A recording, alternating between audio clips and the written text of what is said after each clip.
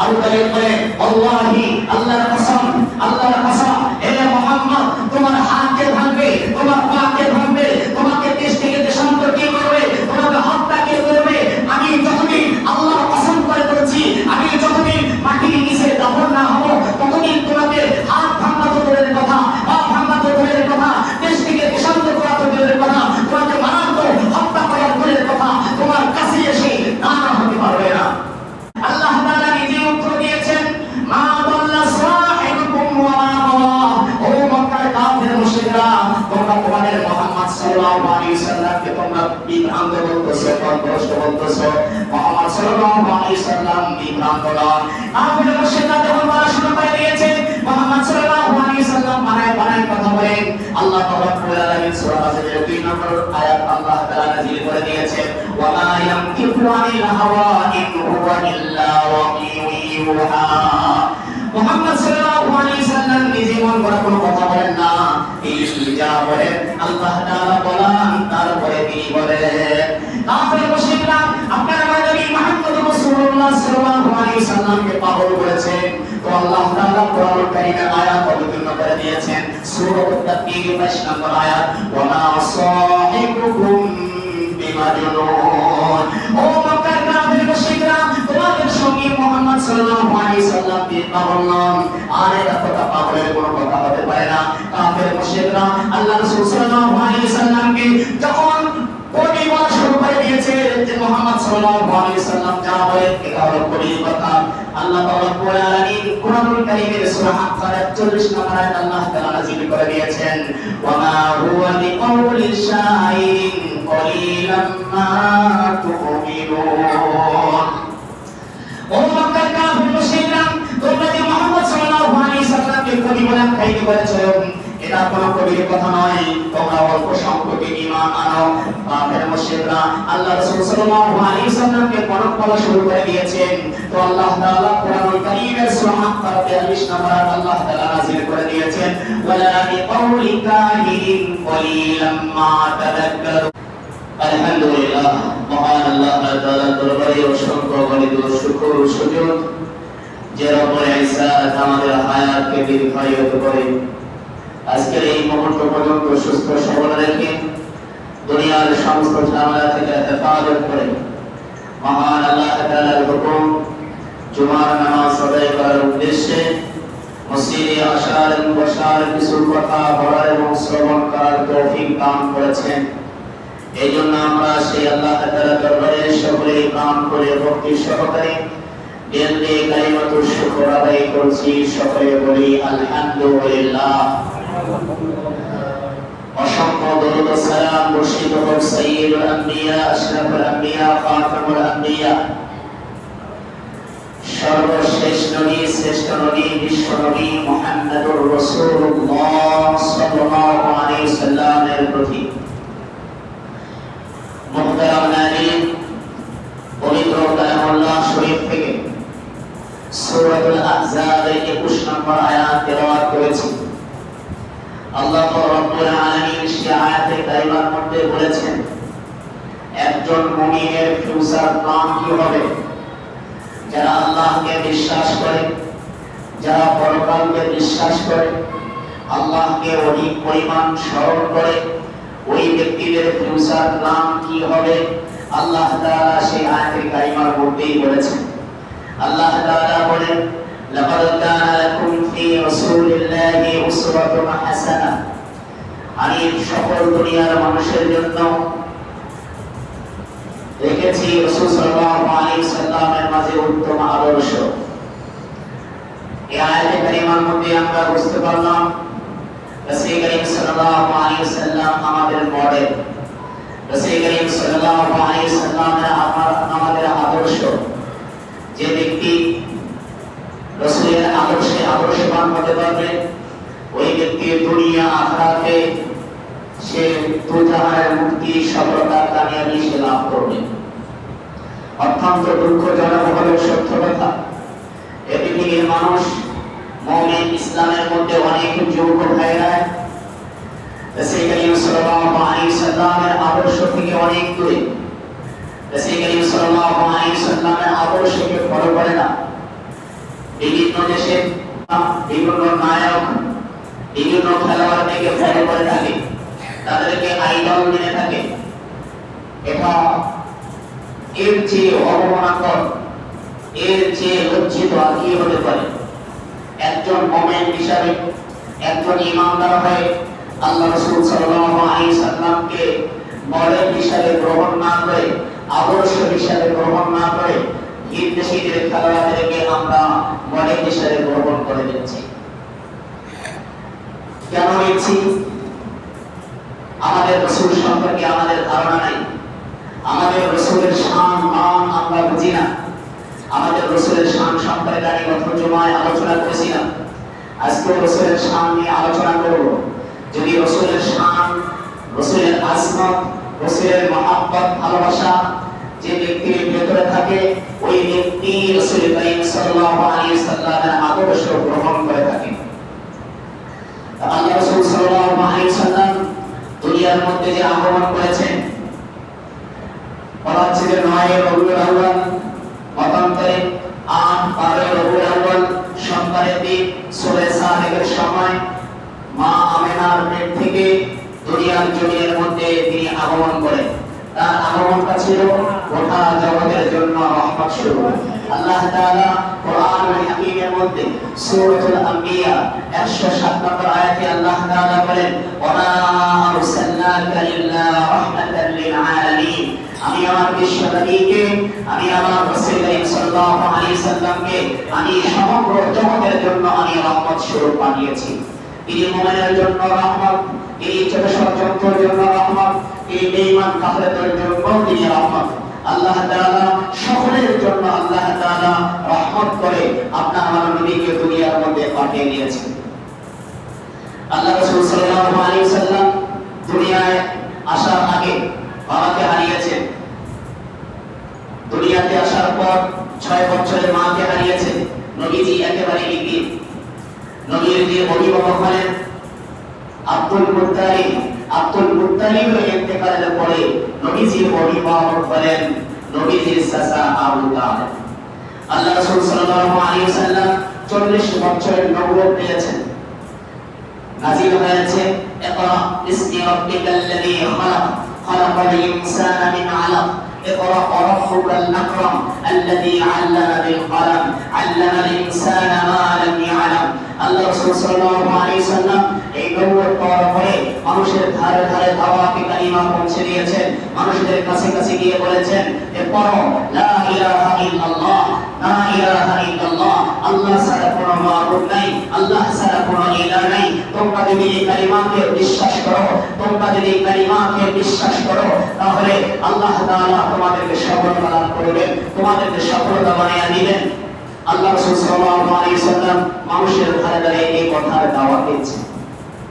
কিন্তু অত্যন্ত দুঃখজনক, সেই জামানায় কাফের মুশরিকরা রাসূল করিম সাল্লাল্লাহু আলাইহি ওয়াসাল্লামকে দিন গ্রহণ না করে আল্লাহ রাসূল সাল্লাল্লাহু আলাইহি ওয়াসাল্লামকে বিভিন্ন ভাবে অপমান দেওয়া শুরু করে দিয়েছে।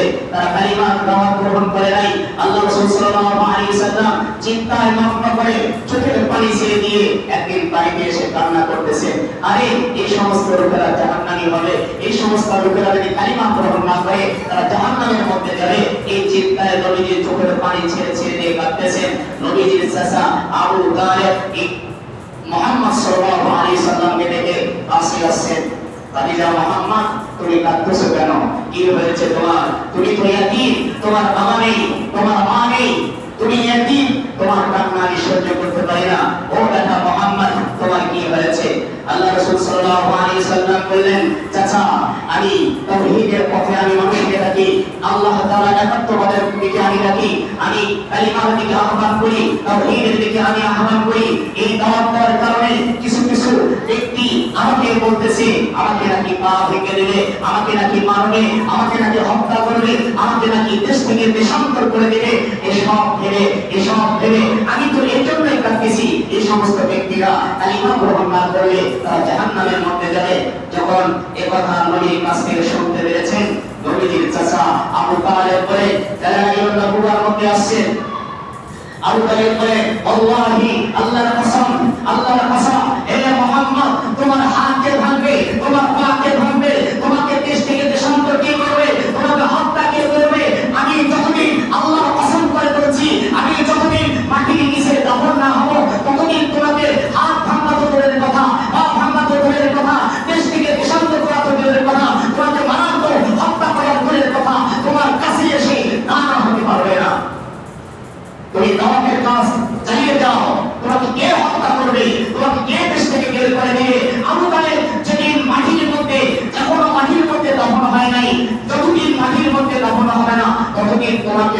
করতে পারবে না। একজন মুশরিকের ভেতরে কেমন ভালোবাসা ছিল, সে পুরো ইমানদার না, একজন মুশরিক নবীর প্রতি কিরকম ভালোবাসা ছিল। আজকে ইমানদারের ভেতরে নবীর আশিক আমরা দাবি করি, কিন্তু ইমানদারের ভেতরে এরকম ভালোবাসা একজন মুশরিকের মতো পাওয়া যায় না। আবু তালেব সেই ইমান অবস্থায় মারা গিয়েছে। মুসলিম শরীফের হাদিস, মুসলিম শরীফের হাদিস 39 নম্বর হাদিস। যখন আবু তালেব মৌর অবস্থায় আছে, আল্লাহ রাসূল সাল্লাল্লাহু আলাইহি ওয়াসাল্লাম তার কাছে গেছেন, এই বলতেছেন, ইয়া আম্মি কুল লা ইলাহা ইল্লাল্লাহ কালিমাতান আশহাদু লাকা বিহা ইল্লাল্লাহ। হে আমার চাচা, আপনি একবার শুধু একবার বলুন, লা ইলাহা ইল্লাল্লাহ, আল্লাহ ছাড়া কোনো মাবুদ নাই, আল্লাহ ছাড়া কোনো ইলাহ নাই। আপনি এই বাক্যটি একবার বলুন, এর দ্বারা আমি কিয়ামতের ময়দানে আল্লাহর কাছে, হাসরের ময়দানে আমি আল্লাহর কাছে আপনার ব্যাপারে আমি সাক্ষ্য দিয়ে দেব।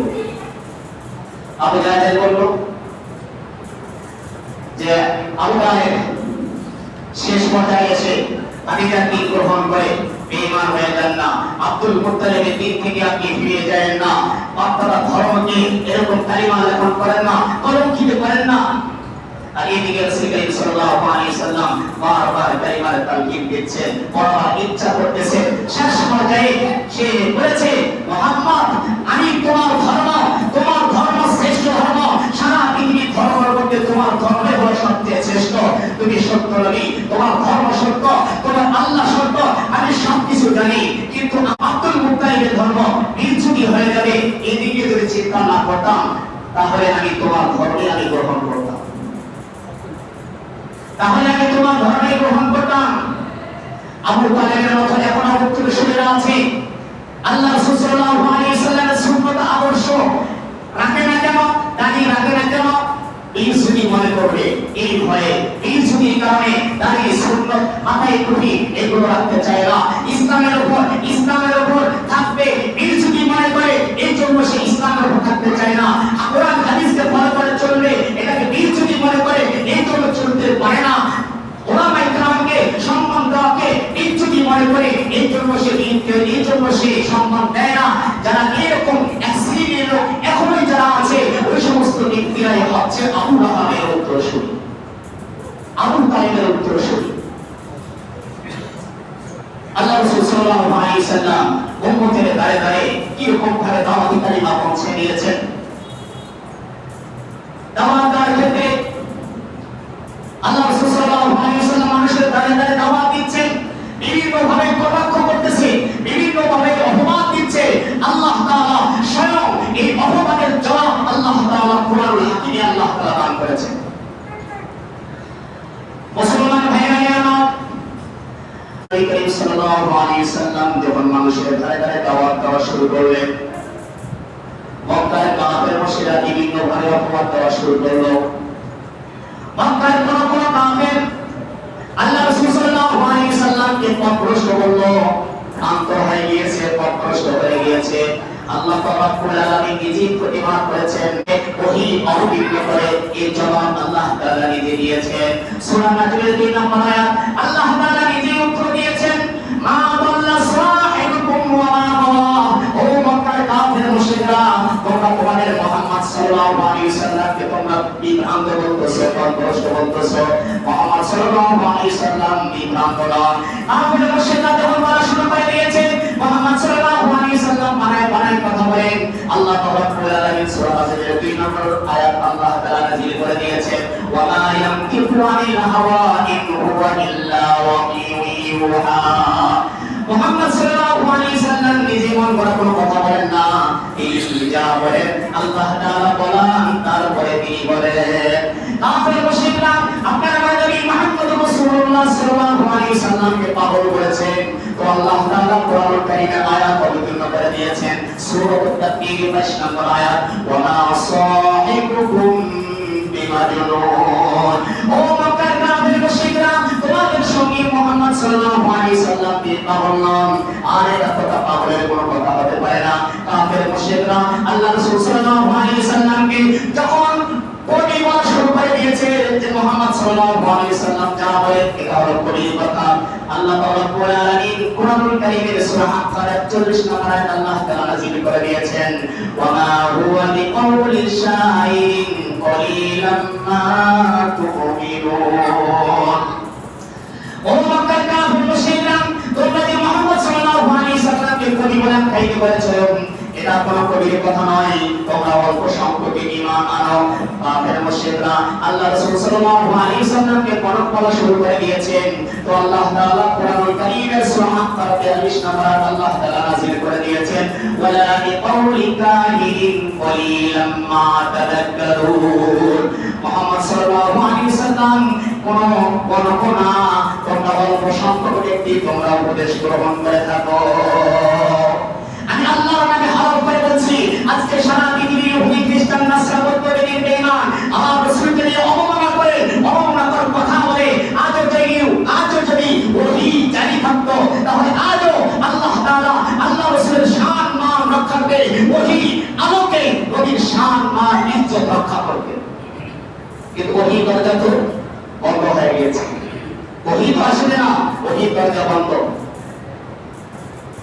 আপনারা নবী মুহাম্মদ রাসূলুল্লাহ সাল্লাল্লাহু আলাইহি ওয়াসাল্লামকে আল্লাহ তাআলা কেমন সম্মান মান ইজ্জত আল্লাহ তাআলা দিয়েছেন। আল্লাহ তাআলা যত যুগে যুগে যত নবী রাসূলকে আল্লাহ তাআলা দুনিয়ার মধ্যে প্রেরণ করেছেন, সকল নবী রাসূলের চেয়ে আপনার আমার নবীর সম্মান মান ইজ্জতকে আল্লাহ তাআলা আকাশচুম্বী করে দিয়েছেন। কোরআনুল কারীম খুলে দেখেন, কোরআনুল কারীমে অনন্য নবীকে আল্লাহ তাআলা যে সম্বোধন করে ডাক দিয়েছেন, যেমন হযরত আদম আলাইহিস সালাতু ওয়াস সালামকে ডাক দিয়েছেন ইয়া বলে। কোরআনুল কারীম খুলে দেখেন সূরাতুল বাকারার 35 নম্বর আয়াত, আদমকে আল্লাহ তাআলা যখন ডাক দিয়েছেন তখন বলেছেন ইয়া আদম উসকুন আনতা ওয়া যাওজুকাল জান্নাতা ওয়া কুলা মিনহা রাগাদান হাইসু শি'তুমা। কোরআনুল কারীম খুলে দেখেন নূহ আলাইহিস সালাতু ওয়াস সালামকে যখন আল্লাহ তাআলা ডাক দিয়েছেন, কোরআনুল কারীমের মধ্যে সূরা 46 নম্বর আয়াত, আল্লাহ তাআলা যখন নূহ আলাইহিস সালাতু ওয়াস সালামকে ডাক দিয়েছেন তখন ডাক দিয়ে বলেছেন ইয়া নূহ ইন্নাহু লাইসা মিন আহলি। যখন ইব্রাহিম আলাইহিস সালাতু ওয়াস সালামকে আল্লাহ তাআলা ডাক দিয়েছেন, কোরআনুল কারীম খুলে দেখেন সূরা সাফফাতের 4 নম্বর আয়াতে আল্লাহ তাআলা ইব্রাহিমকে ডাক দিয়েছেন ওয়া নাদাইনাহু ইয়া ইব্রাহিম ওয়া নাদাইনাহু ইয়া ইব্রাহিম ওয়া সাদ্দাকাতার রুইয়া ইন্না কাযালিকা নাজজিল মুহসিনিন। কোরআনুল কারীম খুলে দেখেন সূরা মারিয়াম 7 নম্বর আয়াত, জাকারিয়া আলাইহিস সালামকে যখন আল্লাহ তাআলা ডাক দিয়েছেন তখন জাকারিয়াকে বলেছেন ইয়া জাকারিয়া ইন্না নুবাশশিরুকা বিগুলামিন ইসমুহু ইয়াহইয়া। কোরআনুল কারীম খুলে দেখেন সূরা মারিয়াম 12 নম্বর আয়াত, যখন আল্লাহ তাআলা ইয়াহইয়া আলাইহিস সালামকে ডাক দিয়েছেন তখন আল্লাহ তাআলা বলেছেন ইয়া ইয়াহইয়া খুযিল কিতাবা বিকুওয়া। কোরআনুল কারীম খুলে দেখেন সূরা তাহা 17 নম্বর আয়াত, হযরত মুসা আলাইহিস সালামকে যখন আল্লাহ তাআলা ডাক দিয়েছেন তখন আল্লাহ তাআলা বলেছেন ওয়া মা তিলকা বিয়ামিনিকা ইয়া মুসা। কোরআনুল কারীম খুলে দেখেন সূরা সাদ 26 নম্বর আয়াত, যখন আল্লাহ তাআলা দাউদ আলাইহিস সালামকে ডাক দিয়েছেন তখন আল্লাহ তাআলা বলেছেন ইয়া দাউদ ইন্না জাআলনাকা খলিফাতান ফিল আরদ। যখন আল্লাহ তাআলা হযরত ঈসা আলাইহিস সালামকে ডাক দিয়েছেন তখন বলেছেন ইয়া ঈসা ইন্নী মুতাওফিকা ওয়া রাফিউকা ইলাইহি। কোরআনুল কারীমে আপনার আমার নবীর নাম, আপনার আমার নবীর নাম 4 বার আসছে। একবারও ইয়া বলে ডাকে নাই, ইয়া নবী বলে ডাকে নাই। কোরআনুল কারীমে আপনার আমার নবীর নাম 4 বার আসছে।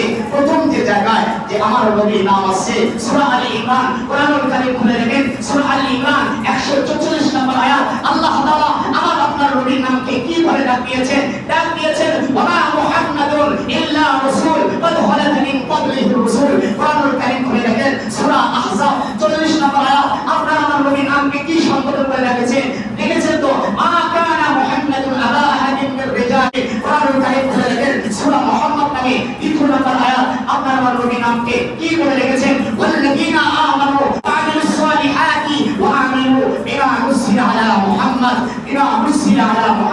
কোরআনুল কারীম খুলে দেখেন 4 জায়গায় সূরা ফাতিহা 29 নম্বর আয়াত, আপনার আমার নবীর নাম কি বলে রেখে দিয়েছেন মুহাম্মাদুর রাসূলুল্লাহ ওয়াল্লাযীনা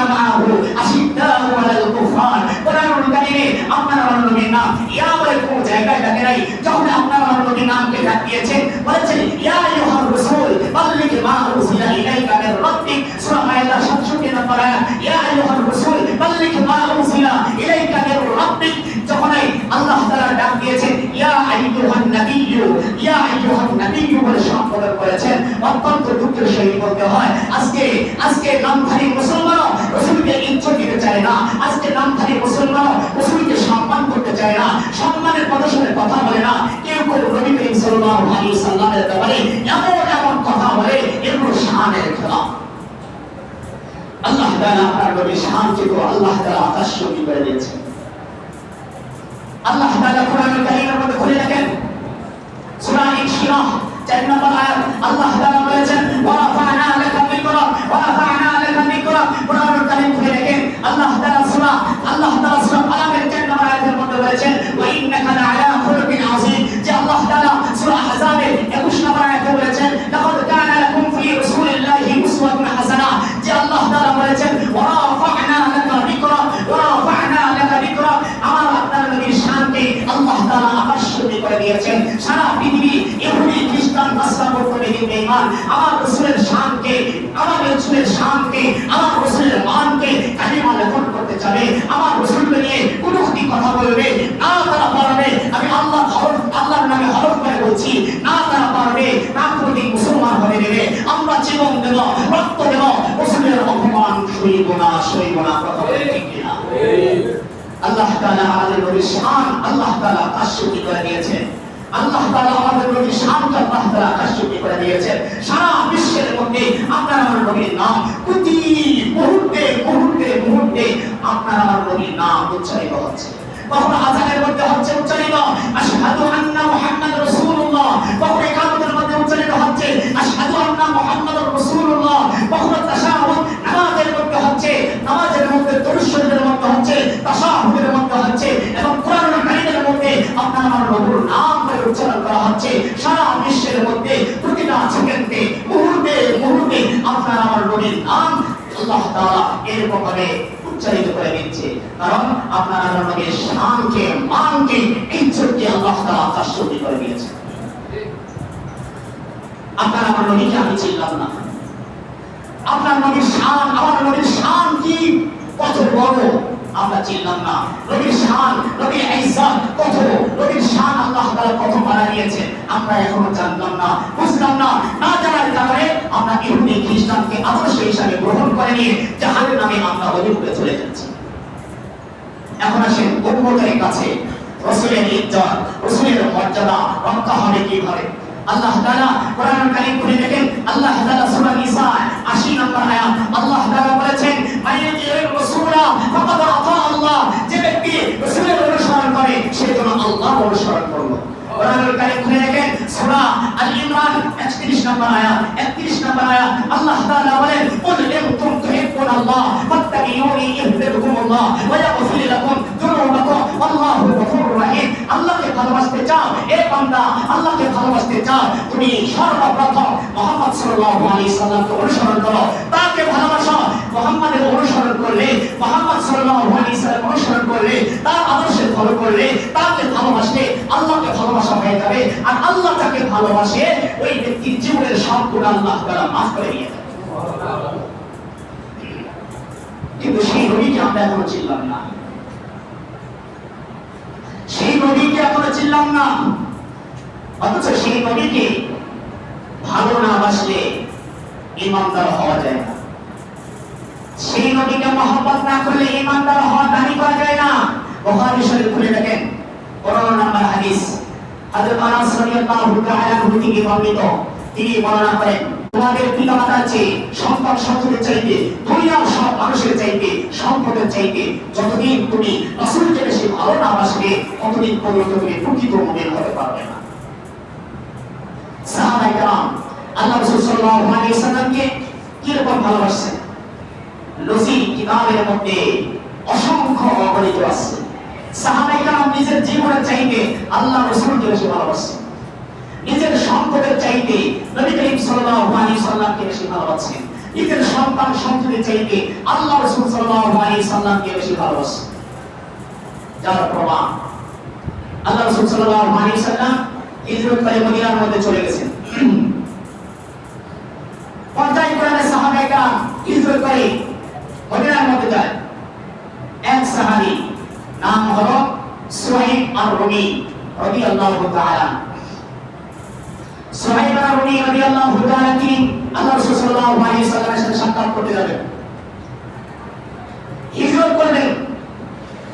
পথের মধ্যে কাফের মুশরিকরা নবীর পথ তার পথ এরকম বাধা হয়ে দাঁড়িয়েছে। সুহাইব আর-রুমি রাদিয়াল্লাহু তাআলা তিনি বললেন, আমার পথে তোমরা বাধা দিও না, কারণ আমি হিজরত করে আমি আল্লাহর রাসূলের কাছে আমি চলে যাব। এক পর্যায়ে যখন কাফের মুশরিকদের চাইবে না, আল্লাহ রাসূল সাল্লাল্লাহু আলাইহি ওয়াসাল্লামের সাহাবী তখন বললেন, হে মক্কার কাফের মুশরিকরা, তোমরা ভালো করে জানো আমি তীর সবচেয়ে ভালো নিক্ষেপ করতে পারি। আমার কাছে যত তীর আছে প্রত্যেকটা তীরে তীরে তোমাদের এক একজনের প্রাণ চলে যাবে। আমার তীর শেষ হয়ে গেলে আমার যে তরবারি আছে এই তরবারি দিয়ে তোমাকে আমি খান খান করে দেব। যতক্ষণ তরবারি ঠিক থাকবে ততক্ষণ তোমাদের সাথে যুদ্ধ করে যাব। তরবারি যখন শেষ হয়ে যাবে, টুকরা টুকরো হয়ে যাবে, তখন আমি আমার শরীরে এক ফোঁটা রক্ত থাকবে, তোমরা আমার মদিনা যাওয়া থেকে বাধা দিতে পারবে না। কাফের মুশরিকরা বলল, এই কথা বলে ভয় পেয়ে গিয়েছে। কাফের মুশরিকরা বললেন, শান্তি করা যাক। সুহাইব আর-রুমি রাদিয়াল্লাহু তাআলা তিনি বললেন, আমি দুনিয়ার সব সম্পদ মক্কার মধ্যে আমি সবচেয়ে বড় ব্যবসায়ী ছিলাম। আমি সব ব্যবসায়ীদের দোকানের এই যে জমি, এই যে খাজনার জমি আমি তোদের হাতে আমি সুপর্দ করলাম। আমার মক্কার যত ধন সম্পদ আছে সব সম্পদ আমি তোমাকে দিয়ে দিলাম, মালিকানা বানিয়ে দিলাম, সব সম্পদ দিয়ে দিয়েছে। একেবারে নিঃস্ব অবস্থায় আল্লাহ রাসূল সাল্লাল্লাহু আলাইহি ওয়াসাল্লামের কাছে চলে গেছেন। এমনকি কাফের মুশরিকরা তার কাছে চারটা রুটি ছিল, আটা রুটি ছিল, সেটাও নিয়ে নিয়েছে, পানিও নিয়ে নিয়েছে। মক্কা থেকে প্রায় মদিনা 460 কিলোমিটার। এই 460 কিলোমিটার না খেয়ে না পান করে হেঁটে হেঁটে মদিনার মধ্যে চলে গিয়েছে। নবীজি মসজিদে কুবার মধ্যে আছেন, সাহাবায়ে কেরামকে নিয়ে খেজুর খাচ্ছেন, খেজুর। ওই সময়ে সুহাইব আর-রুমি রাদিয়াল্লাহু তাআলা তিনি উপস্থিত। তার ক্ষুধার কারণে এত তীব্র ক্ষুধা, নবীজি সালাম দিতে ভুলে গেছেন। আল্লাহ রাসূল সাল্লাল্লাহু আলাইহি ওয়াসাল্লামের কাছে গিয়ে দ্রুত গতিতে খেজুর খাচ্ছেন। নবী সাল্লাল্লাহু আলাইহি ওয়াসাল্লাম সাহাবায়ে বললেন যে তোমরা চুপ থাকো, সুহাইবকে কিছু বলো না। সুহাইব রাদিয়াল্লাহু তাআলা এক পর্যায়ে যখন খেজুর খেয়ে টপ টপ করে এরকম দ্রুত গতিতে খেজুর খেয়ে পানি খাইলেন, তারপরে বললেন, আসসালাতু ওয়াসসালামু আলাইকা ইয়া রাসূলুল্লাহ, আসসালাতু ওয়াসসালামু আলাইকা ইয়া হাবিবাল্লাহ। তারপরে তিনি সালাম দিলেন। আল্লাহ রাসূল সাল্লাল্লাহু আলাইহি ওয়াসাল্লাম বললেন যে সুহাইব তোমার হিজরতটা কেমন ছিল, কেমন হলো? সুহাইব রাদিয়াল্লাহু তাআলা বললেন, ইয়া রাসূলুল্লাহ, এখন পর্যন্ত যত মুসলমান হিজরত করেছে তার মধ্যে সবচেয়ে আমার হিজরতটা ছিল আনন্দদায়ক। সুবহানাল্লাহ। নিজের সন্তান সন্ততি ধন সম্পদের কাছে সব শেষ করে দিয়েছে। বুখারী শরীফের একটা হাদিস 3688 নম্বর হাদিস। হাদিসের রাওয়ায়াতকারী আনাস রাদিয়াল্লাহু তাআলা, আনাস রাদিয়াল্লাহু তাআলা তিনি বলেন, নবীজির কাছে এক ব্যক্তি এসে বলল, মাতাসা, ও নবী, কিয়ামত কখন সংঘটিত হবে? আল্লাহ রাসূল সাল্লাল্লাহু আলাইহি ওয়াসাল্লাম বললেন, তুমি কিয়ামত হতে হবে, তুমি কি আমল করছো, তোমার কি পাথিও আছে? তখন সাহাবী বলে, ইয়া রাসূলুল্লাহ, ইয়া হাবিবাল্লাহ, আমার তেমন কোনো আমল নাই, আমার তেমন কোনো পুঁজি নাই, তেমন কোনো পাথিও নাই, তবে একটা পাথিও আছে, একটা আমল আছে। আমি আমার জীবনের চাইতে আল্লাহকে বেশি ভালোবাসি, আমি আমার প্রাণের চাইতে আমি রাসূলকে বেশি ভালোবাসি। আল্লাহ রাসূল সাল্লাল্লাহু আলাইহি ওয়াসাল্লাম বললেন, তুমি যাদেরকে ভালোবাসো তাদের সাথে তোমার হাসর হবে। সুবহানাল্লাহ। ওয়ানাকারী আনাস রাদিয়াল্লাহু তাআলা তিনি বলেন, বুখারী শরীফের হাদিস 3688 নম্বর হাদিস। আনাস রাদিয়াল্লাহু তাআলা বলেন, আমি ওই দিন এত খুশি হয়েছি এরকম জীবন জীবনে খুশি আল্লাহ হই নাই। কারণ কি? কারণ কি? আমার জীবনের চাইতে আমার আল্লাহকে বেশি ভালোবাসি। আমি আমার সম্পদের চাইতে, পরিবার বাচ্চাদের চাইতে, সমস্ত দুনিয়ার চাইতে আমার নবীকে বেশি ভালোবাসি, আবু বকরকে ভালোবাসি, ওমরকে ভালোবাসি। তাদের সাথে আমার হাসর হবে। এই ভালোবাসা, তাই নবীর প্রতি আমাদের ভালোবাসা সাহাবায়ে কেরামের মতো হওয়া দরকার। তাহলে আমরা প্রকৃত ঈমানদার আশিক হতে পারবো।